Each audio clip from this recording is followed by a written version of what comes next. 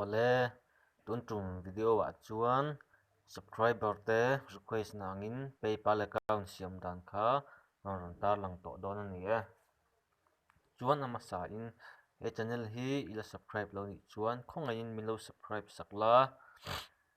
ti chuan PayPal account siam dan ka ron tar langa next video lama chuan PayPal account na dollar lo the ni te kha ka ron tilang chho to don ani chuwang chuan hetiang lampang itui ve ni chuan milo subscribe sak ve ngei don nia chuan PayPal account nei tur chuan tunah hian Google Chrome atang kalo kan siam anga a apps in nei pawh khan apps tang pawh khan thei veka in ang vek ta a chuan Chrome browser a kan lut a PayPal India in ke chun ka hmang dawn a enga tang pawh khan thei ka ti tawh kha PayPal India tang hian tun tum video chuan kan siam don ni ti hian a oma helai a hian kan lutang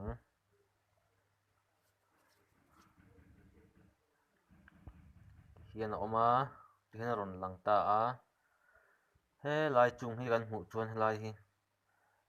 PayPal apps kan nei chuan tain kan open ngal mai nga kan nei lem lo ni chuan Chrome atang pawh khan theia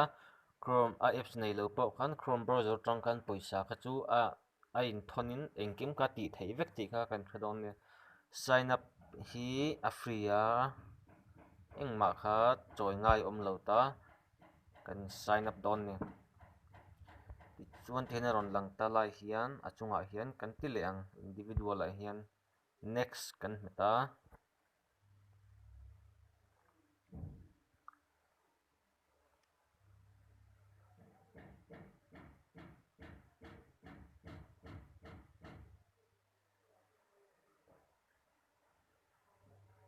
kan thi amuang ve deuh hlek ani chhuna chuan ole ti hian mobile number ron om ta a mobile number hi kan chuang mobile number kan chunga OTP kha ron thleng don ani tin OTP ron thleng ta a helai hian email address hin om ta a kan hriat tur chu kan email kha kan hriat rang tur ani kan thei hmil thiang mi alo chuwang chuan poisa kan withdraw don reng khan earning apps lama poisa kan withdraw don ani chuan hemi kan email address kha ka hman angai to ani ti kha kan hriat a tha number kha hman phone number kha hman ve thei to lova chuwang chuan email address kher kha angai ta email address kan chua PayPal email address chuan poisa kha kan account na khan ron lut ta thin ani chuan helai hian create your password a hian password kan siam don reng chuan strong password khan ni ngaya number pakhat ropui pakhat small letter khang kha omangai ta a ni lo chuan account kha password kha kan siam thei don lo ni kan siam zo chuan helai achunga mi kan password ngai che khatain kan chule nga next kan metang password bi hi kan in problem kha ni ka ringa chuwang chuan kan tilang don chinanga ka password turatan chuan Mizoram lo ni don ta se horopui pakhata om ngai ka ti to kha Mizoram tikhan ni ta a number pakhat ka hmanga chuan he lai mi hi kan du jok jok ti ang hi kan hman nge ngai pakhat kan hman angai khatian ni khan kan hmang thei ta confirm a kana chunga mi ngai che ha kan hmang le ang chuan email vel kan ti cho chuan te na ron lang ta a chunga hian India first name middle name last name pian kum pian ni le thla khan address 1 address line 2 ti te town city state pin code ti te khan ta a khimi kan fill up vek nuwa hian hemi box man hi kan tik sanga agree and create account tikhan account chu kan siam zo ti na ni to mai ta hian lai hian kan house number mo kan danga lai hian kan veng town city a hian kan omna state a Mizoram pin code a hian keimani district omna pin code kha kan hmang thei tichuan kami kan fill up khan tihin ron lang ta a link card kan bank account kha kan link angai ta a chumi chu link tur chun line kan lutang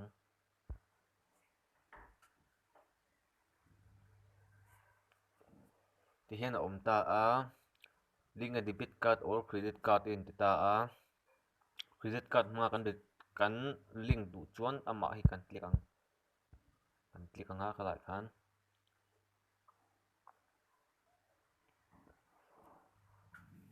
tihin om ta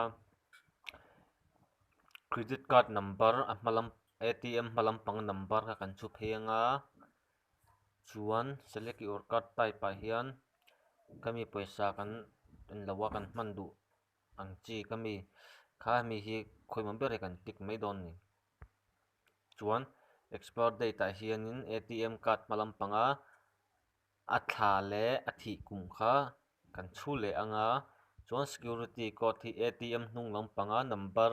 digit thum chin che kha chhut tur an ti chuan link card kan ti to mai don ni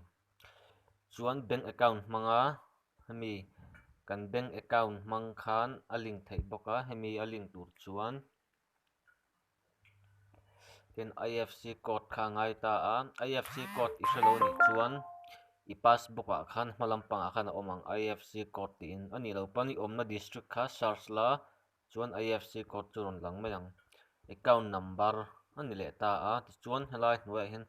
bank name location a hian kan ti le thei ta hian state bank ani chuan tai kan search phatang chungah hian state bank ki chuan kan hmanga state bank of India kan ta a search bank name first in ti le ta a ta hian kan bank account kan honna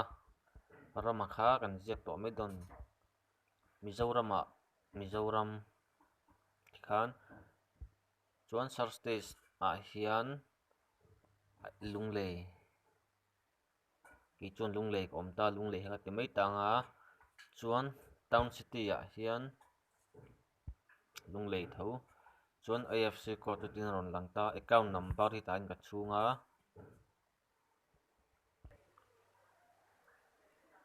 ti chuan bank account ne na kan link fel to hnuwa chuan poisa ha kan thon chuak thei to a thon dan khan seilok nga sen tia hin kan lutanga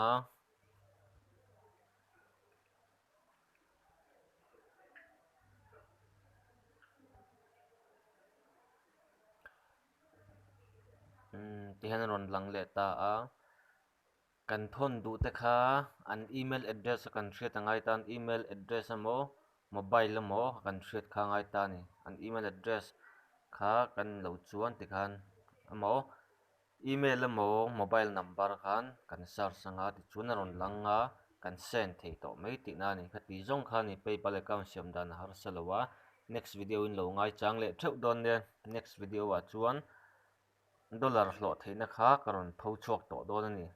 ka lo me